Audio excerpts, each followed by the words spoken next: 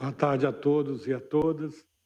Também queria saudar o Papa Francisco, que deu a oportunidade para nós estarmos aqui e discutirmos a questão do colonialismo, neocolonialismo e a descolonização.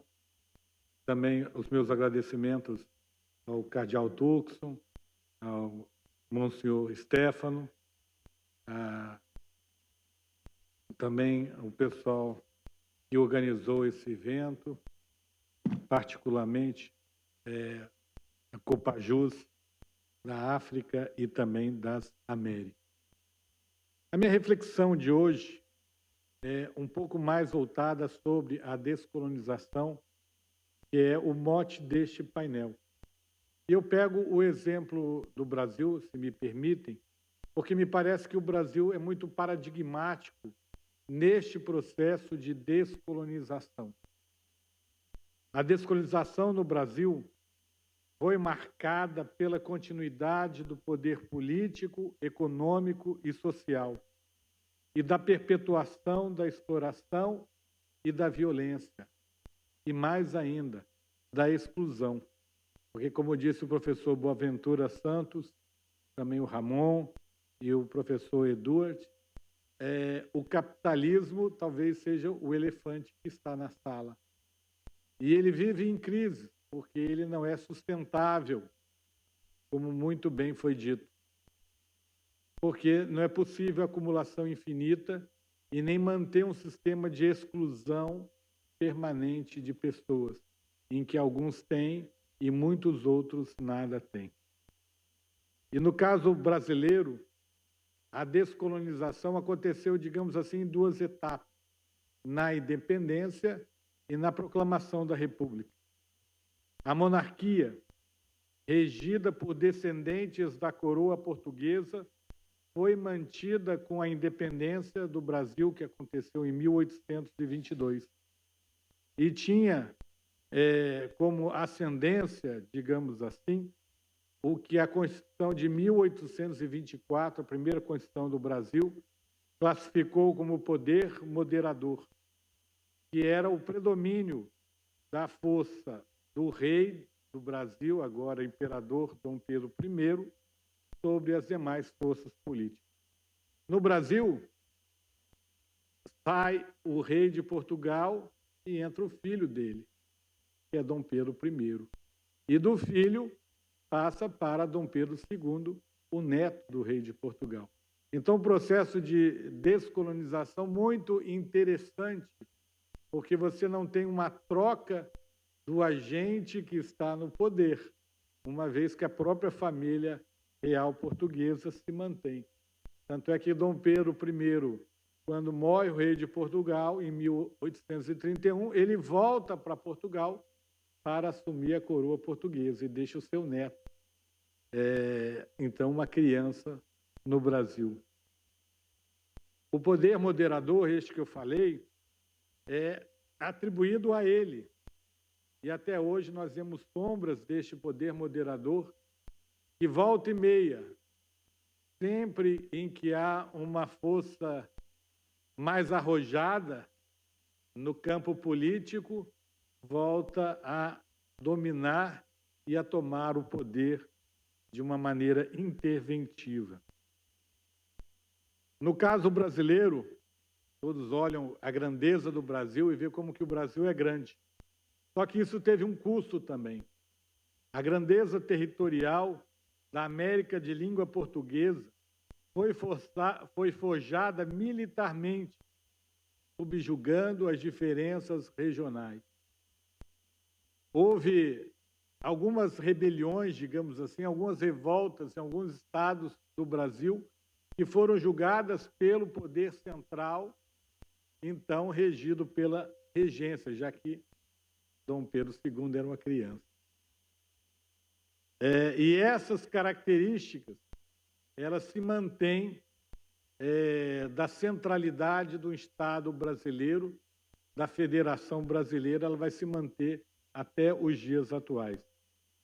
A escravidão somente foi abolida no Brasil em 1888. ou seja, bem depois da independência do Brasil. Em 1889, quando nós tivemos a proclamação da República, não houve propriamente uma mudança, uma intenção de mudar de regime, mas foi apenas um movimento militar que fez uma pequena ruptura para manter privilégios da oligarquia econômica, aristocrática e patriarcal.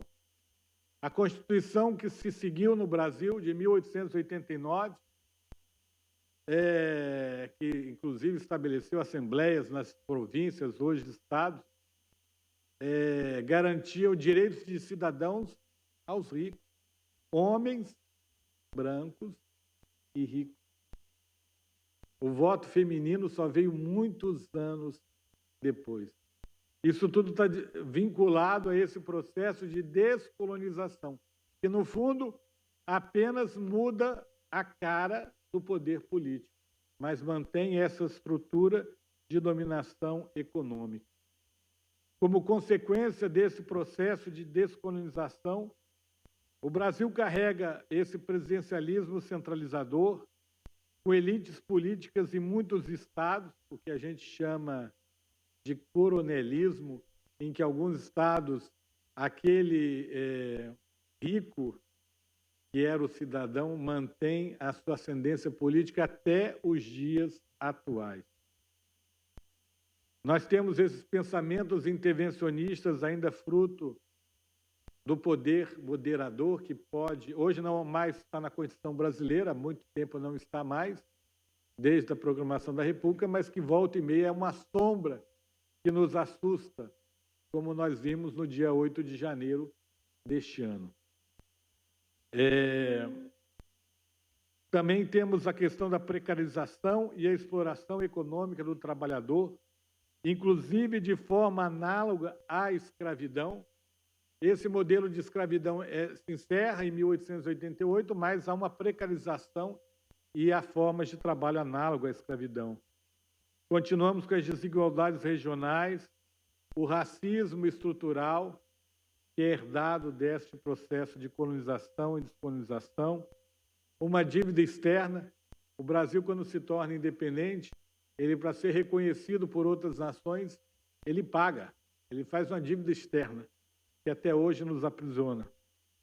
Nós temos a elitização da educação, onde somente alguns poderiam ter acesso à educação, normalmente na Europa, e, portanto, o analfabetismo dos mais pobres. Marginalização, inclusive territorial, nas favelas e palafitas. E na má distribuição agrária. Temos ainda a exploração irracional dos recursos naturais, como todos sabem, e uma espécie de messianismo político-religioso. E a pergunta que nos cabe é o que fazer para superar essas mazelas da descolonização, colonização, que são reformatadas no neocolonialismo, na reconstrução de outras formas de exploração. Acho que muitos já falaram aqui, e eu me associo à fala de algumas colegas aí colombianas, a Sandra, a Figueroa, também o Andrés também. Nós temos instrumentos de direitos humanos e de convenções internacionais que a gente deve ser aplicado. E aí, eu lembrando da frase do Gabriel, da pergunta que dirigiu ao professor Boaventura Santos, me preocupa com o que nós vamos fazer, nós juízes. Não é apenas reproduzir e falar para as novas gerações, os novos juízes, sobre a humanização. Como disse o professor Carlos, a humanização, a empatia com o outro que nós precisamos. E eu lembro o Papa Francisco, nós precisamos de uma igreja em saída. Nós precisamos de juízes e juízes em saída. Através de projetos de itinerância, como falou a Ananda, como falou a Gabriela aqui, em que o juiz possa sair da sua realidade e encontrar as populações mais pobres, como o próprio Bartolomeu de Las Casas o fez, em Chiapas. Nós precisamos de uma magistratura humana, vivencial, que possa verdadeiramente refletir a todos. E com isso eu encerro as minhas palavras, agradecendo a todos a oportunidade. Muito obrigado.